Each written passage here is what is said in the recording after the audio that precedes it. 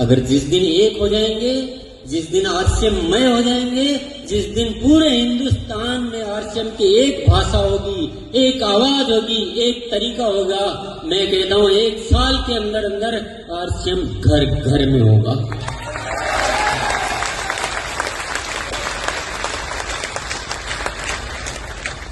बहुत सारी बातें हैं। मैं ऐसी इतनी बड़ी लिस्ट आपको दे सकता हूं कि आप जो यहां कर रहे हैं वो सिस्टम की बात नहीं है, वो सिस्टम के विपरीत की बात है। मैं बताऊंगा आपको, अगर आपको नहीं समझ में आता है तो मैं बताऊंगा कि क्या गलतफहमी पाल के, कौन सा भ्रम में आके और आप उन राहों को पकड़ रखी जो आपको राहें ठीक लग रही है, लेकिन वो राहें आरसीएम की नहीं। आरसीएम कोई सामान्य कारोबार नहीं है, ये इंसान में इंसान की प्राण प्रतिष्ठा करने का एक अनुष्ठान है।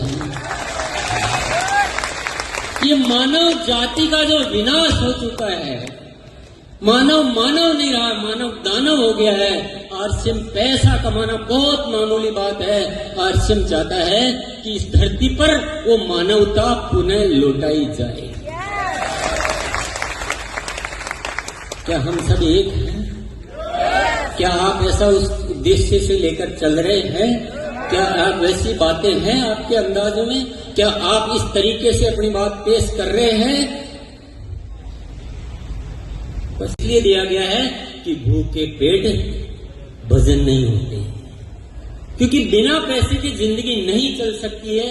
वो बहुत बड़ा सत्य है, जिस सत्य को कोई झुटला नहीं सकता है। तो आरसीएम में पैसा इतना भर दिया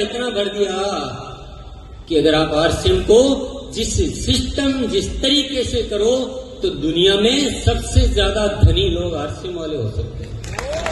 इतना पैसा आरसीएम में भरा है, लेकिन आपने पैसा देख लिया, इसके मूल उद्देश्य को भूल गए।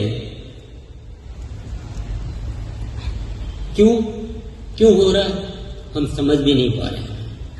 हम समझ भी नहीं पा रहे हैं कि क्या हो रहा है। हम अपनी रास्तों को ठीक समझ के चले ही जा रहे हैं, और हमने क्या किया?